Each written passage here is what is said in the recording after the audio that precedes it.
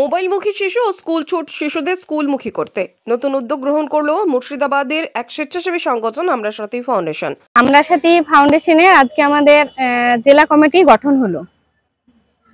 জেলা কমিটি আমাদের টোটাল 10 জনকে নিয়ে গোটা মুর্শিদাবাদ জেলা জুড়ে 10 জনকে নিয়ে জেলা কমিটি গঠন করা হলো। একটাই বার্তা দেব গ্রামের মা বোনেদের বা যে সমস্ত মা বাবারা রয়েছেন তাদের সকলকে একটাই বার্তা দেব যে সমস্ত বাচ্চারা এখন বেসিক্যালি কিন্তু মোবাইলমুখী হয়ে গেছেন, মোবাইল নিয়ে পড়াশোনা, এটা কিন্তু বেসিক্যালি আমাদের মাদেরই দোষ। মারা যদি মোবাইল না দেয় তাহলে কিন্তু বাচ্চারা মোবাইল নিতে পারে না। কিন্তু সেই ক্ষেত্রে মারাকেও আমরা সচেতন করব যে মারা যেন মোবাইলগুলো না দেয়। আর মোবাইল নিয়ে কিন্তু বাচ্চারা স্কুল যেতে চাইছে না, সেই সমস্ত বাচ্চাদেরকে নিয়ে আমাদের চিন্তা ভাবনা যে স্কুল ছুট বাচ্চা যারা রয়েছে বা দারিদ্র সীমার নিচে বসবাসকারী যে সমস্ত বাচ্চারা রয়েছেন, হ্যাঁ, সেই সমস্ত বাচ্চারা পড়াশোনার দিকে বা স্কুলের দিকে একদমই যেতে চাইছেন না, সেই চিন্তা ভাবনা নিয়ে এই আমরা সাথী ফাউন্ডেশন প্রত্যেকটা একদম জেলায় ব্লকে বা গ্রাম স্তরে নেমে কিন্তু আমাদের এই সার্ভে শুরু হয়েছে বা ছোট ছোট করে একটা একটা করে প্রত্যেকটা ব্লকের জিপি লেভেলে আমরা সেই প্রোগ্রামগুলো শুরু করেছি। আপনি হয়তো দেখেছেন বা একটা খবর হয়েছিল গত আপনার 27 তারিখে যে আমরা আমাদের বেলডাঙ্গা 1-এর ভাপ্তা জিপিতে আমরা একদম দুস্থ গরিব পরিবার যে সমস্ত বাচ্চারা রয়েছেন তাদেরকে নিয়ে আমরা একটা মিটিং করেছি। সেই মিটিংয়ে আমাদের খুব ভালো সাড়া হয়েছে। আর আমাদের আগামী মার্চ মাসে প্রায় কয়েকটা আমরা সাথী পাঠশালা মানে শুভ উদ্বোধন হচ্ছে, এটুকুই আমরা আশা করছি। আর আজকে আমাদের জেলা কমিটি গঠন করা হলো, ব্লকগুলো কিছুটা আমরা করে নিয়েছি আর কিছুটা বাদ থাকবো। মুর্শিদাবাদের 26টি ব্লক জুড়ে শিশু কিশোর মহিলা ও বৃদ্ধদের সহায়তায় এই স্বেচ্ছাসেবী সংগঠন বিভিন্ন রকমের সেবামূলক কাজ করে চলেছে দীর্ঘদিন ধরে। মূলত এই স্বেচ্ছাসেবী সংগঠনের সদস্যরা জেলার বিভিন্ন প্রান্তে গ্রামে গিয়ে মহিলাদের একাধিক সচেতনতামূলক বিষয়ের পাঠ দেওয়া ইতিমধ্যেই শুরু করেছে। আগামী দিনে এই সংগঠনের উদ্যোগে জেলা জুড়ে একাধিক জায়গায় পাঠশালা তৈরি করার পরিকল্পনা রয়েছে।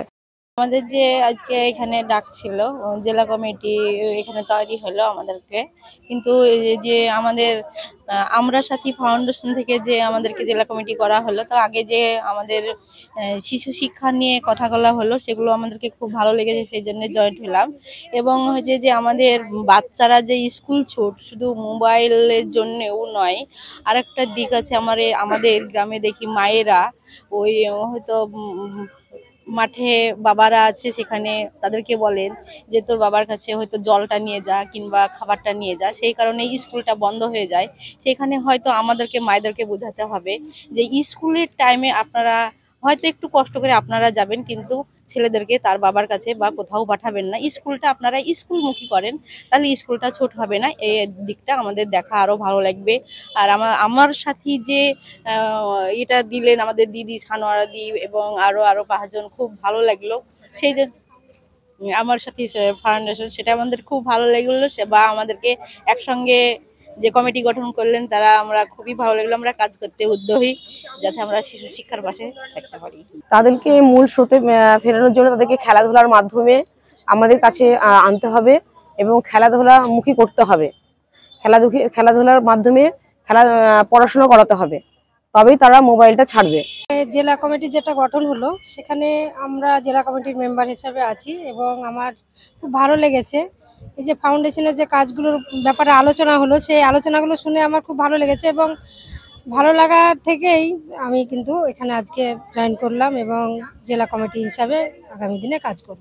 বাচ্চাদের জন্য শুধু না, অনেক কিছু করার আমাদের যে টার্গেট আমরা সাথী ফাউন্ডেশনের টার্গেট নিয়েছি আগামীতে, সেটা আমরা পুরোপুরি 100% করার চেষ্টা করবো। অবশ্যই আমি যেহেতু জেলাতে আছি, তো জেলার উপরে আমার দায়িত্ব, জেলাটাকে চালানোর দায়িত্ব আরও অনেক আমার সহযোগী যারা আছেন তারা প্রত্যেকেই হাতে হাত মিলিয়ে আমরা কাজ করব। শুধু মানে বাচ্চাদের ক্ষেত্রেও নয়, এখানে পরিবেশ বান্ধব আমরা কিছু প্রোগ্রাম চেষ্টা করেছি, সেটা হচ্ছে কি যে পরিবেশ এখন তো বর্তমানে গাছপালা সব কেটে ফেলা হচ্ছে, গরম প্রচুর পরিমাণে পড়ছে, তো সেই দিকে আমরা সচেতনতার দিক দিকে হাত বাড়িয়েছি যাতে সেখানেও গাছপালা কীভাবে মানে নতুনভাবে লাগানো যায়, কোথাও সেই ফাঁকা জায়গা থাকলে সেখানে পূরণ করা যায়, এই পরিবেশের প্রতিও আমাদের ধ্যান থাকবে এবং চিন্তাভাবনা আছে ওটা নিয়ে। আপনি তো পূর্বেই আগেই সবাই আলোচনা করলো যে আমার সাথী ফাউন্ডেশনে যে সব দিকগুলো আলোচনা হবে, মানে আমরা যে বিষয় নিয়ে কাজ করব, আমার ভালো লাগছে এখানে কাজ করার সুযোগ পেয়ে, যে একটা সামাজিক কাজের সঙ্গে আমি যুক্ত থাকবো। যখন আমি স্কুলে পড়তাম তখন থেকে সামাজিক কাজকর্মের সঙ্গে যুক্ত আছি। আগামী দিনে একটা সুযোগ পেয়েছি, আমি এই কাজ এখানে সেভাবেই করতে চাই। এবার ঈদের উৎসবে পাঞ্জাবিতে সাজুন আর নতুন বাইকে চেপে আনন্দে মাতুন। এবার ঈদের নবাব দিচ্ছে লাকি ড্রয়ে বাম্পার প্রাইজ একটি টু হুইলার। ঈদের সেলিব্রেশনের ডিজাইনার পাঞ্জাবি মানে পাঞ্জাবির রাজা নবাব। নবাবে মাত্র 1000 টাকার কেনাকাটা করুন আর লাকি ড্র কুপনের মাধ্যমে প্রতি সপ্তাহে লাকি ড্রয়ে জিতে নিন fridge, micro oven, LED TV এবং ওয়াশিং মেশিন। আর গ্র্যান্ড ফাইনাল ড্রয়ে জিতুন বাম্পার প্রাইজ একটি টু হুইলার।